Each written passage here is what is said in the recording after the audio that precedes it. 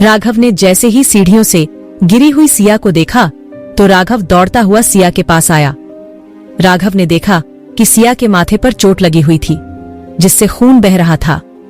सिया की चोट से बहते खून को देखते ही राघव अपने हाथ से बहते खून और दर्द को भूल गया और सिया को वहां से उठाकर होल के पास वाले कमरे में लेकर गया। माथे पर चोट लगने की वजह से सिया बेहोश हो गई थी। राघव ने बेहोश सिया की माथे पर मरहम पट्टी की और उसके चेहरे को प्यार से सहलाते हुए उसे बेहोशी से उठने लगा।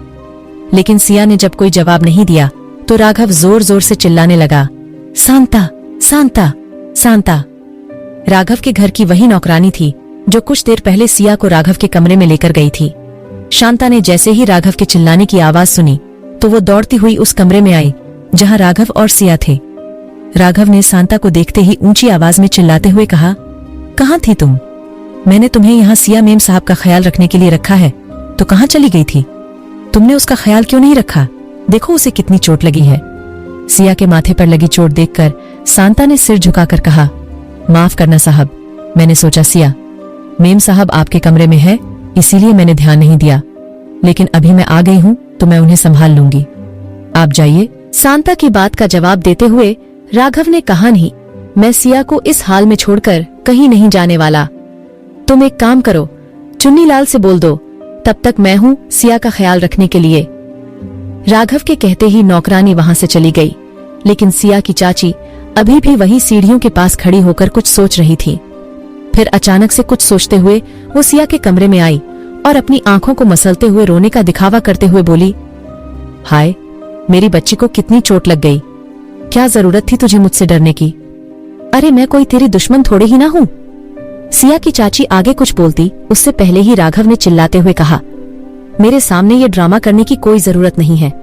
मुझे सब पता है कि तुम्हें सिया की कितनी परवाह है, इसलिए ये झूठे आंसू कहीं और जाकर दिखाना। आप बड़ी है इसलिए मैंने आप पर हाथ नहीं उठाया, वरना अगर आपकी जगह कोई मेरी सिया को चोट पहुंचाता तो मैं उसका मुंह तोड़ देता।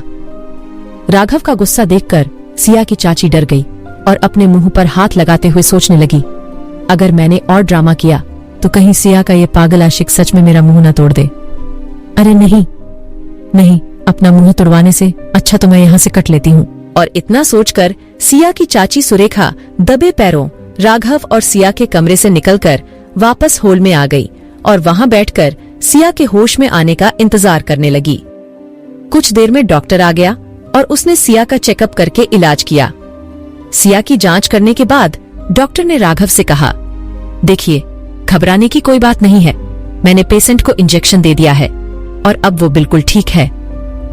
डॉक्टर की बात सुनकर भले ही राघव को थोड़ी बहुत तसल्ली मिल गई हो, लेकिन उसके मन में अभी भी यही चल रहा था कि कहीं सिया को कुछ हो गया तो। यही सब सोचते हुए राघव सिया को एक पल के लिए भी अकेला छोड़ने को तैयार नहीं था।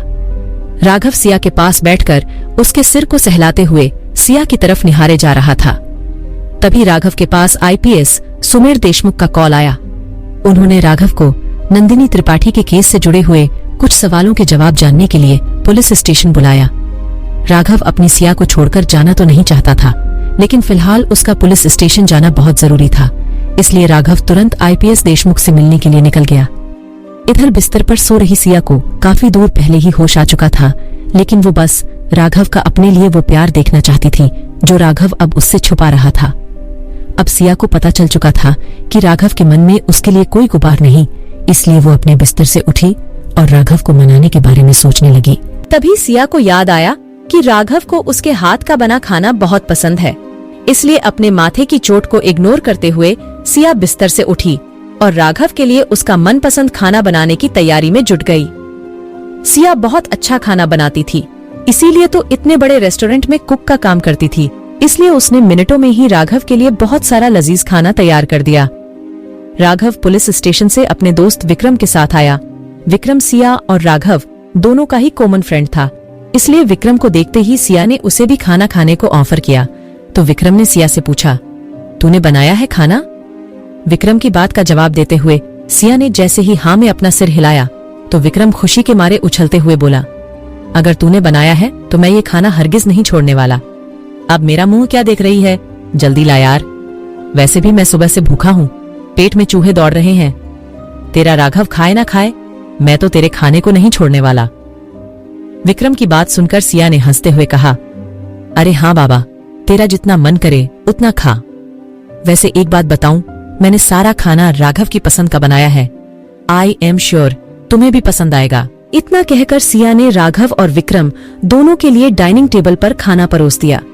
सिया ने राघव को प्यार से देखते हुए उसके लिए खाना परोसा, लेकिन राघव ने एक बार उसकी तरफ देखकर उसे इग्नोर कर दिया और कुछ सोचने लगा। विक्रम किसी भूखे बंदर की तरह खाने पर टूट पड़ा था। वही राघव कुछ सोच रहा था। काफी देर तक सोच विचार करने के बाद भी जब राघव ने खाना नहीं खाया तो विक्रम ने उसे टोकते हुए कहा, अबे क्या हुआ, तुझे भूख नहीं है क्या? कितना टेस्टी खाना है यार। सिया के हाथों में जादू है। जादू? अगर एक बार तू ये खाना चखेगा ना तो बड़े से बड़े होटल का खाना भूल जाएगा। ऐसा कहते हुए विक्रम ने अपने खाने से एक बाइट लिया और जबरदस्ती राघव के मुंह में ठूंस दिया। राघव ने जैसे ही विक्रम के हाथों से सिया के बनाए हुए खाने का बाइट लिया तो राघव अपने सामने खड़ी सांता पर चिल्लाते हुए बोला, इस खाने की प्लेट को उठाओ और इस सारे खाने को हमारे अनाथ आश्रम के बच्चों में बांट दो। फिर राघव सिया की चाची की तरफ देखकर चिल्लाते हुए बोला, मैंने आपसे कहा था ना अपनी बेटी को यहाँ से लेकर जाओ। आपकी समझ में नहीं आया क्या? आप अभी तक यहाँ क्यों हैं? इसको लेकर क्यों नहीं गई यहाँ से? राघव को गुस्से में ऐसे भड़कता देख विक्रम, जो अब तक भूखे बंदरों की तरह खाना खा रहा था, वो एकदम से उठकर खड़ा हो गया। विक्रम अपने दोस्त राघव को कुछ बोल पाता उससे पहले ही राघव ने सिया पर भड़कते हुए कहा, मैंने तुमसे कहा था चली जाओ यहाँ से, तुम गई क्यों नहीं? अरे मुझे नहीं खाना है तुम्हारे हाथ का खाना, तुम्हें समझ नहीं आता क्या? ना मुझे तुम्हारे खाने में कोई इंटरेस्ट है ना तुम में।